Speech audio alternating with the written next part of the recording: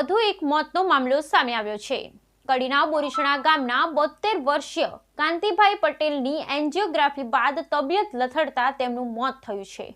ખ્યાતિકાંડમાં વધુ એક મોત થયાનો મામલો। ખ્યાતિ હોસ્પિટલ દ્વારા કરાયેલ કેમ્પમાં સારવાર લીધેલ વૃદ્ધની તબિયત લથડતા મોત। કડીના બોરીસણા ગામના વતની 72 વર્ષીય વૃદ્ધ કાંતિભાઈ પટેલની કરાઈ હતી એન્જિયોગ્રાફી। ચેકઅપ કરાવવા ગયેલા કાંતિભાઈ પટેલની કરી નાખી હતી એન્જિયોગ્રાફી। મહત્વની વાત છે કે દાદાને ખાલી પગ અને પેટની તકલીફ હતી તો પણ કોઈને પૂછ્યા વગર જ કરાઈ હતી એન્જિયોગ્રાફી। વૃદ્ધ કાંતિભાઈ પટેલની તબિયત વધુ લથડતા ખસેડવામાં આવ્યા હતા કડીની ભાગ્યોદય હોસ્પિટલમાં। સારવાર દરમિયાન દર્દીની વધુ તબિયત લથડતા તબીબે મૃત જાહેર કર્યા હતા। અગાઉ પણ આ મામલે બોરીસણાના 2 વ્યક્તિઓના મોત થઈ ચૂક્યા છે। ઘરના મોભીની તબિયત લથડતા મોત થતા પરિવારમાં શોકનો માહોલ। ખ્યાતિ હોસ્પિટલમાં સંચાલકો તથા ડોક્ટરોની પૈસા કમાવાની લાલચમાં અનેક પરિવારના લોકોને મુશ્કેલીમાં મુકાયા। મૃત્યુ પામેલ છે તમારું શું છે? મારા મોટા બાબા થાય। અને શું બની હતી ઘટના? આજથી 2.5 મહિના પહેલાં ખ્યાતિ હોસ્પિટલ દ્વારા કેમ્પ થયો હતો અમારા ગામમાં। તો એમાં 85 જણાની ચેકઅપ થયું હતું। એમાંથી 19 જણને એ લોકોએ ત્યાં હોસ્પિટલમાં બોલાવ્યા। તો બધાને ત્યાં આગળ બીજા દિવસે લક્ઝરી આવી એ ખ્યાતિ હોસ્પિટલવાળાની। બીજા દિવસે લક્ઝરી આવ્યા પછી 19 જણા અંદર ગયા। ત્યાં આગળ બધાનું ચેકઅપ કર્યું। ત્યાં આગળ બધા લોકોને 19 જણાને એન્જિયોગ્રાફી કરી નાખી। એમાં મારા મોટા પપ્પા હતા, મારા મોટા ભાઈ હતા, બરાબર, બંને હતા। અને એમાંથી 2 લોકોનું મૃત્યુ પામ્યા હતા।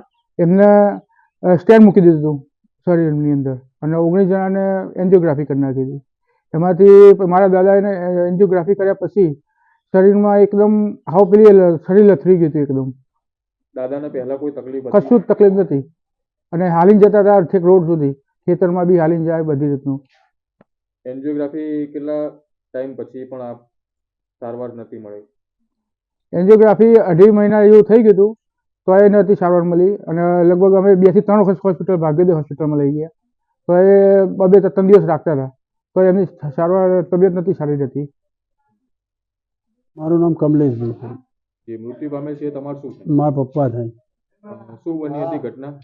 આમાં જે 2.5 મહિના પહેલાં ખ્યાતિનો કેમ્પ હતો એ ગામમાં કેમ્પ કરવા આવ્યા ને એ વખતે દાદાના કેમ્પમાં જ્યાં ત્યાં સારવાર માટે ટીચરની છાતીમાં દુખાવો રહેતો હતો પેલા પેટમાં એ માટે જ્યાં ત્યાં દાદા બીજા દિવસે એમને બોલાયા કે તમારે હોસ્પિટલ આવવું પડશે। એમની લક્ઝરી આવીને લઈ જઈ, એમના જોડે કાર્ડ નહોતું આરોગ્યનું તો મેં ના પાડી હતી કે દાદાના આધાર કાર્ડ અને રેશન કાર્ડ લઈને બેહાડી દીધા કે તમે લેતા આવો તો તમારું કાર્ડ તો થઈ જશે। તો એમના જાતે એમને કાર્ડે બનાવી દીધું ત્યાં એમની એન્જિયોગ્રાફી કરી દીધી। દાદાને પહેલા કોઈ તકલીફ હતી ખરા? ના, હલતા ફરતા ખેતરમાં આવતા હતા, ચા પાણી આપવા ખેતરમાં આવી જતા હતા, ફરતા ફરતા હતા।